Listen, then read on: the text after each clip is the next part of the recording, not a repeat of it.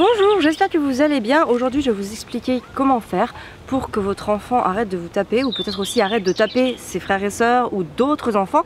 Avant ça, je vais déjà vous expliquer ce qui se passe dans sa tête parce que c'est très important de pouvoir comprendre pourquoi l'enfant agit ainsi, pour pouvoir trouver des solutions alternatives à ces comportements souvent gênants, en tout cas indésirables. Mais avant ça, je te propose de télécharger le guide des 4 concepts pour vivre dans la paix et la joie chaque jour, parce que c'est fondamental déjà de commencer par se sentir bien dans sa tête, dans son corps, dans sa vie de femme et celle de maman. Donc le lien, c'est dans la bio.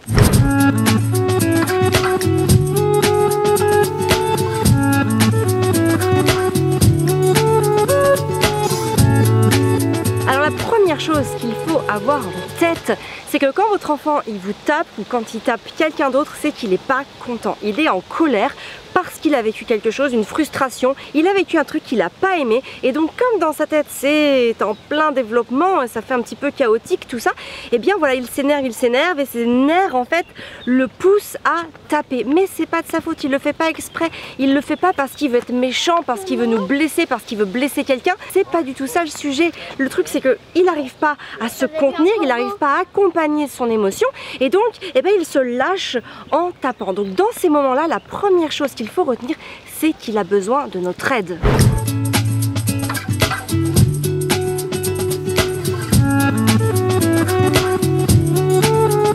Alors dans ces moments-là, ton enfant il a besoin de toi. Donc forcément, c'est sûr qu'il est en train de faire quelque chose qui n'est pas acceptable à tes yeux. Par exemple, te taper ou taper son frère ou sa sœur, ça ne se fait pas. Il faut qu'il le comprenne.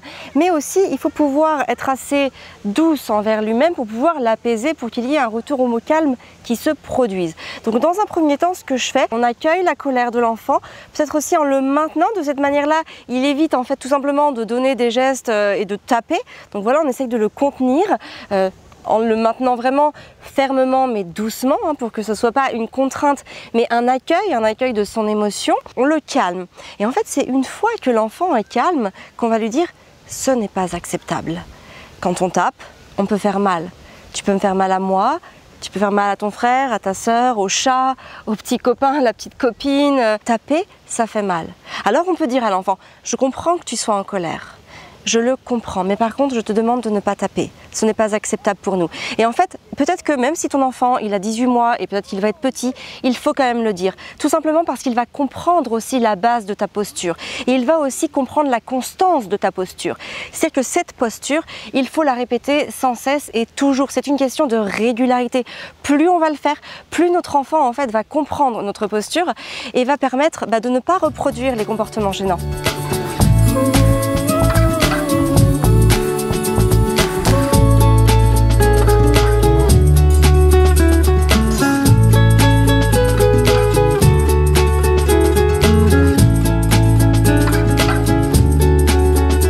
Et souvent j'entends des parents qui me disent bah oui il tape, et pourtant je lui dis et finalement il tape. Mais le truc c'est que si tu t'énerves après lui quand il tape, si tu le punis, si même tu lui dis c'est pas bien, t'es méchant d'avoir fait ça, c'est méchant de taper, l'enfant en fait ne comprend pas parce que lui il subit son émotion, il n'a pas encore les capacités pour l'accompagner et donc en plus quelqu'un lui dit qu'il est méchant, pas gentil et c'est souvent l'un de ses parents, la figure d'attachement, la personne en qui il a le plus confiance.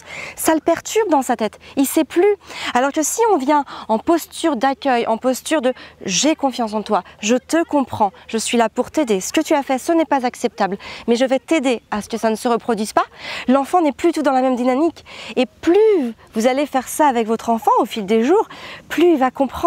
Peut-être que ça prendra plusieurs semaines, peut-être même plusieurs mois, mais c'est pas grave, on est face à un enfant qui est en développement. Le développement prend du temps. Allez, pousse.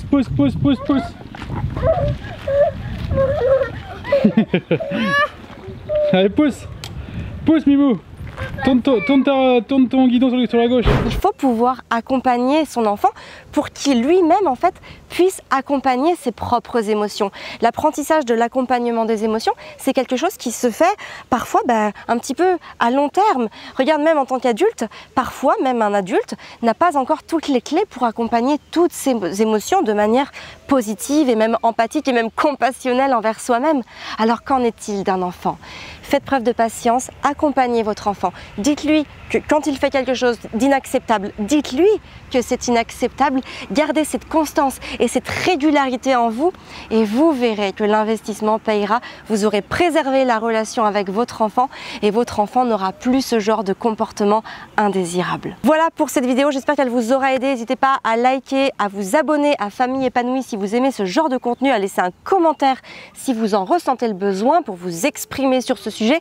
Et surtout, n'oubliez pas le guide des 4 concepts pour vivre en paix et en joie à télécharger gratuitement. Vous cliquez sur le lien, vous remplissez votre prénom, votre adresse mail et vous le recevez sans plus tarder sur votre boîte mail. Je vous souhaite une très belle journée. Je vous dis à très bientôt dans une prochaine vidéo. Prenez soin de vous et de vos enfants.